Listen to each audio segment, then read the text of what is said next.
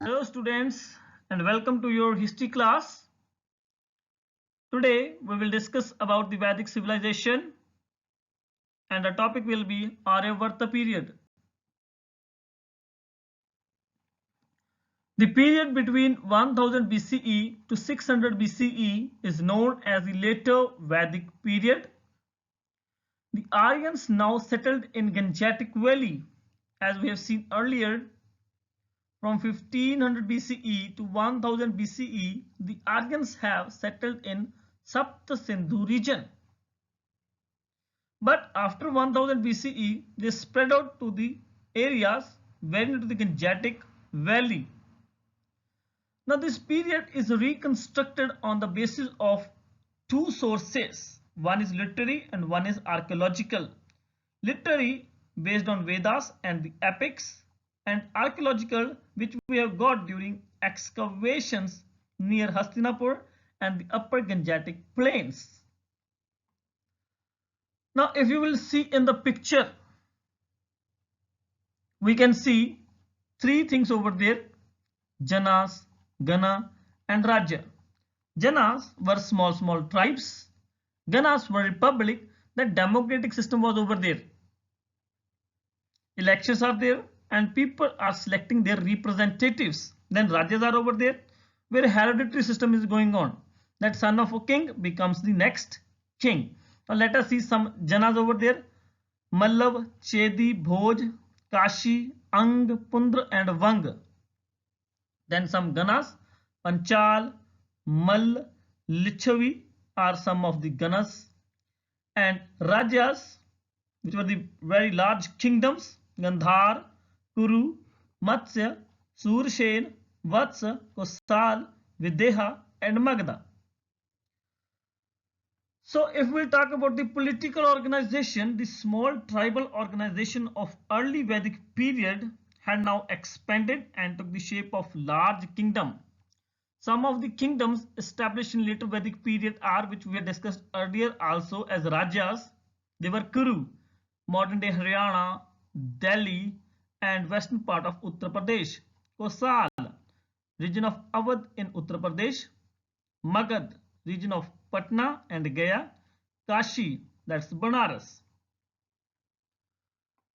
Now the position of king became stronger. He gained absolute powers and his position became hereditary. But if we'll compare these things with early Vedic period, the position of king was not stronger, as Sabha and Samati was powerful and they can even change his decision. So he do not have absolute powers also. And his position was also not hereditary.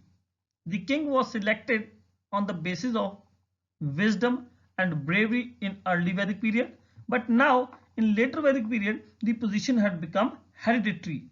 Position of king had become hereditary, which means the son of king will be the next king.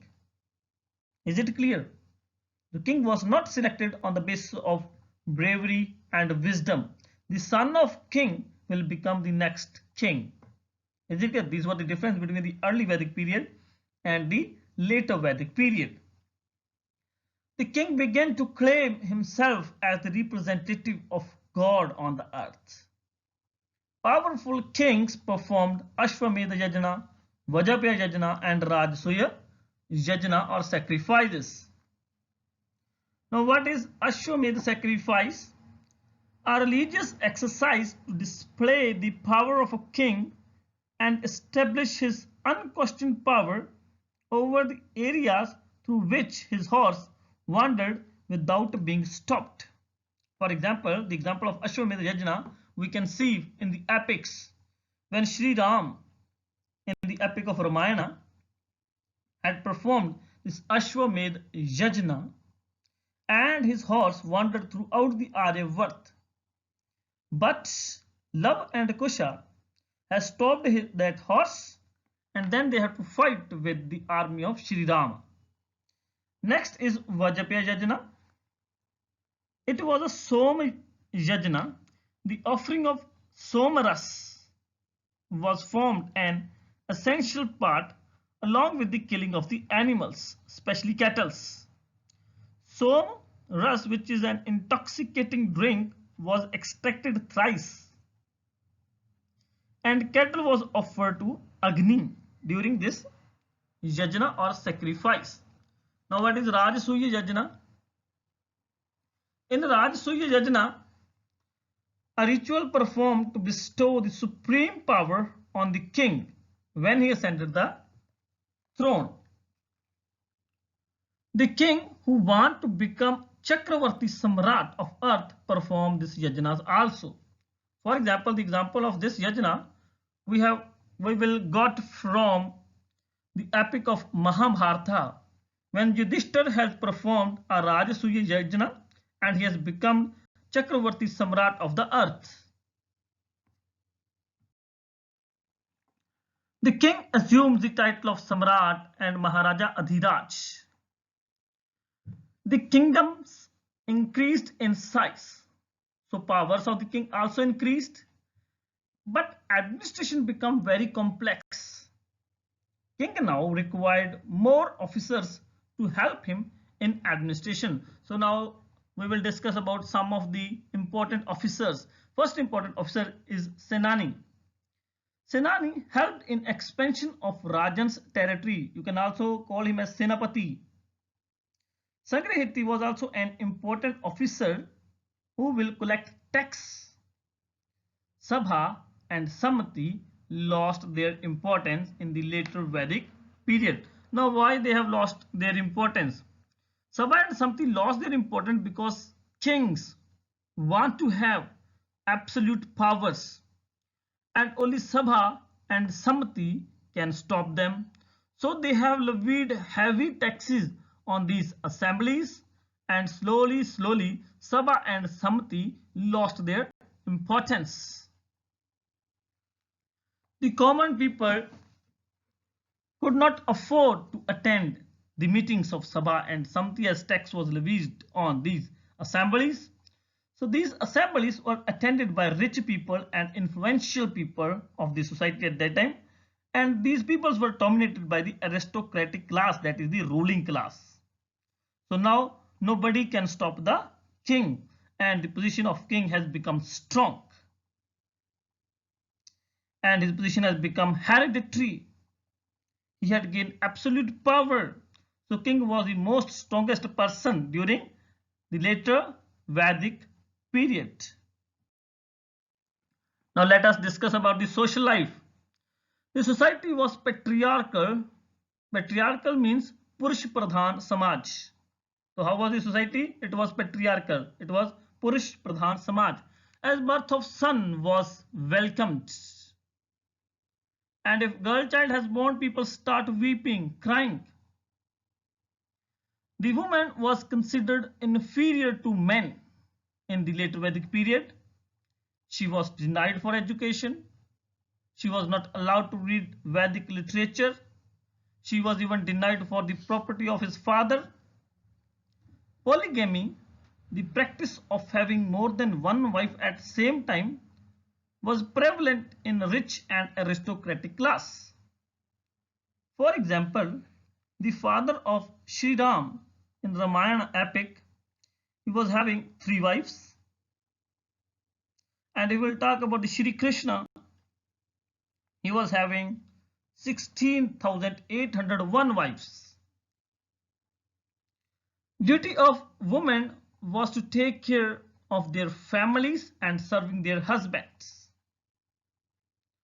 Religious ceremonies were still incomplete without women.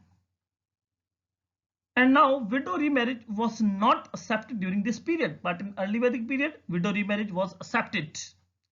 Sati Pratha was prevalent. Child marriage was prevalent. Girl was denied for education. Girl was denied for property. She was not allowed to read the Vedic scriptures. Sati Pratha was over there. Thus we can say in the later Vedic period, the position of women was deteriorated. The 4 Varnas. Varna system became rigid and hereditary. Merit was discarded and birth into a family become important, which means the children of Vash or Shudra had to be in the same profession as their fathers, irrespective of their capabilities and interest. For example, we can see in Mahabharata epic, Karna, who was more capable than Arjuna. He was more capable archer than Arjun, but he was discarded. Why? Because everybody called him as Sutaputra. Is it clear? So merit was discarded. कर्म प्रधान नहीं था, जन्म प्रधान था. Merit was discarded and birth into family become important. But if we'll see early Vedic period, we have seen that this system was flexible. If a son of Vash or Shudra had read all the scriptures, had studied all the scriptures, and he has changed his occupation, he will become Brahmin. And if a son of Brahmin start merchandise or become a farmer, so he will become Vash or Shudra. So at that time, Karam Pradhan tha, Janam Pradhan nahi tha. But in later Vedic period, what happened? Merit was discarded and birth into a family become important. Brahmins and Kshatriyas become privileged class, which paid no taxes. The Vash had to pay taxes. The Shudra had no rights and they were ill-treated and they were considered as untouchables, and they did lowly and menial. What do you mean by menial jobs? Work that do not require much skill and there is lack of prestige in that job. So Shudras, they are doing lowly and menial jobs. According to the Manusmriti, what were the functions of these four Varnas? Let us discuss. Brahmins, they were priests, sages, they were spiritual leaders, they were scientists, academicians, astrologers, mathematicians. Duties of Kshatriyas, they were emperors, they were kings, they were rulers, they were generals, they were warriors, soldiers, they were ministers, they were administrators. Vash, they were merchants, traders, shopkeepers, bankers, moneylenders, accountants, doctors, pharmacists, farmers, oilers, millers. Shudras, they were artisans, sculptors, carpenters, hammersmiths, metal workers, construction workers, untouchables, sweepers, native hunters or gatherers. So in Manusmriti, for this kind, these persons have been divided as Brahmins, Kshatriyas, Vash and Shudras. Religion. In the later Vedic period, the mode of worship became complex and complicated.